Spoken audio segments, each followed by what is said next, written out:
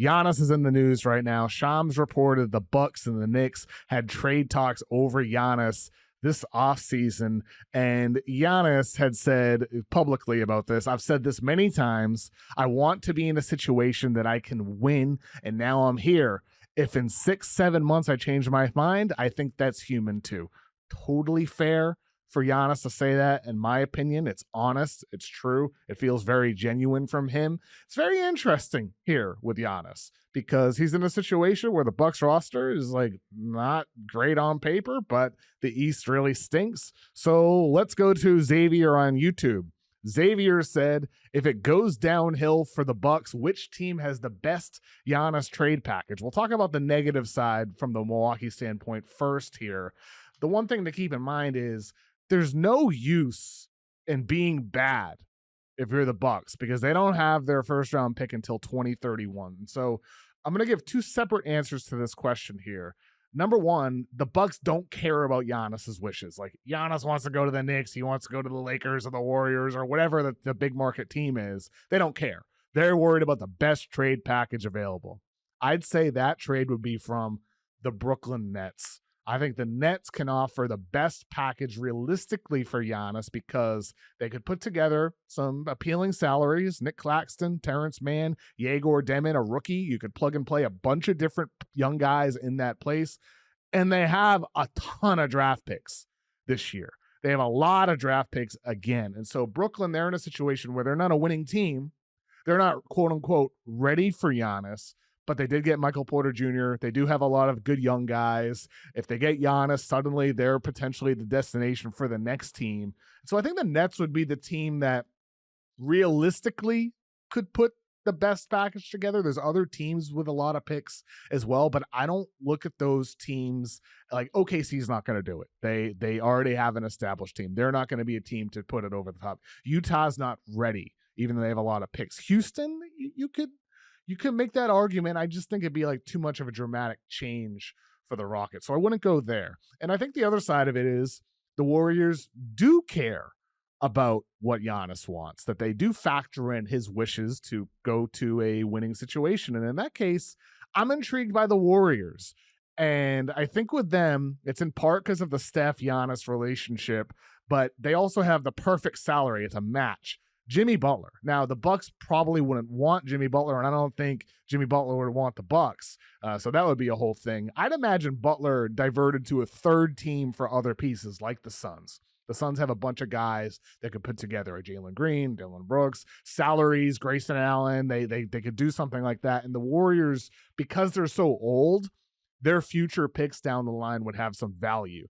And you might be wondering, why is Kuminga not in this? Well, the thing with the Warriors is because if they were to give Kuminga, it's really hard to get to the $54 million for Giannis. And I think that's something to keep in mind when it comes to what Golden State's intentions would be during the season. During the offseason, it's a whole different conversation. But during the season, it would have to be like Kuminga plus Moody plus Hield and then a bunch of like guys making $3 million. It's just not realistic. Or they'd have to give Draymond Green. And so I don't really see that being the path it would be if it's the Warriors. With that said, I would expect Giannis to finish the season with the Bucks. To me, this is more of a next summer thing.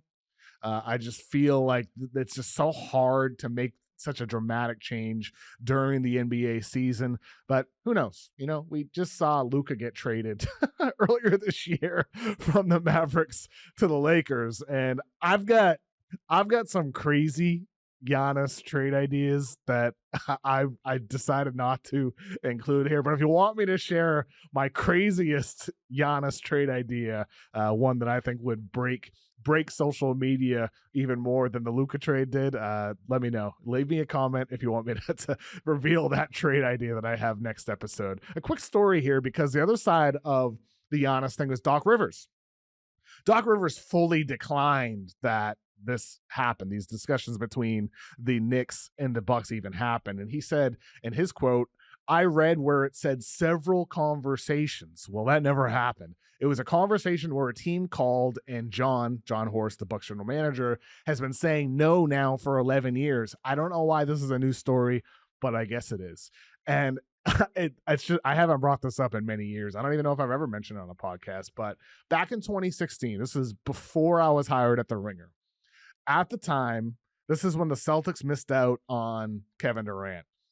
There were real rumors in league circles at that time that they were having conversations with the Clippers for Blake Griffin. This was like a story that became big enough locally in Boston and LA that Doc Rivers went on Woj's podcast at the time, and he said, quote, "We are hoping that Blake ends his career playing for the Clippers, period. So when teams call, we say we have no interest." First of all, no teams calling right now because teams know we don't have any interest. And Doc brought that up on the podcast unprompted by Woj. He led the show with it, I remember at the time. And it's just funny looking back because Doc is so good at lying through his teeth, because in 2016, he said that. In 2017, Blake Griffin, he signs a 5-year contract extension with the Clippers, and that was the year the Clippers gave him this whole big show. Clipper for life. They gave him a t-shirt and they all this and that, the fake retirement ceremony. And then 6 months later, Blake Griffin's traded to the Pistons. He's blindsided by that. And so I've got a hard time trusting anything Doc Rivers says ever since then in 2016. But with that said, I would imagine that the Bucks, for a reason, are trying to move forward with one of the greatest players that we've ever seen in NBA history, which is why let's move on to an optimistic side of things here for the Bucks here with an email from Mike. Mike said, "With a much more athletic and mobile center, what's the Bucks' defensive ceiling with Giannis and Turner?"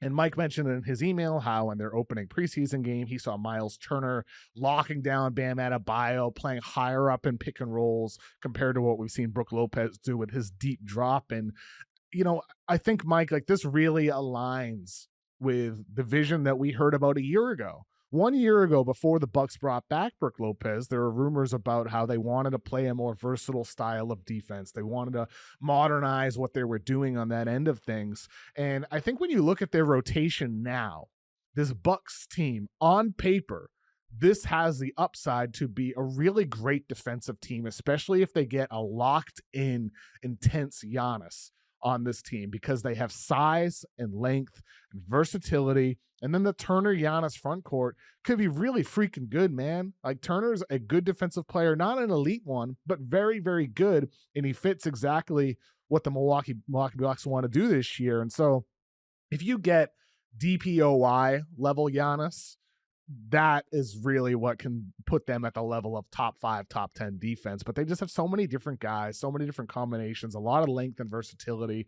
I think the Bucks can end up pretty good defensively. Offensively, with Giannis, anytime he's on the floor, you're going to be great. The questions are, what does it look like around him? And that, to me, is the biggest question involving the Milwaukee Bucks this year. And I'm sure for Giannis, that's the biggest question for him too, when he looks down the bench and looks across the roster and he's surveying the floor, and it's like, oh, I'm kicking it out to Kyle Kuzma. I'm kicking it out to, Andre Jackson. It's just a lot of guys who are iffy shooters, whoever it might be on the floor.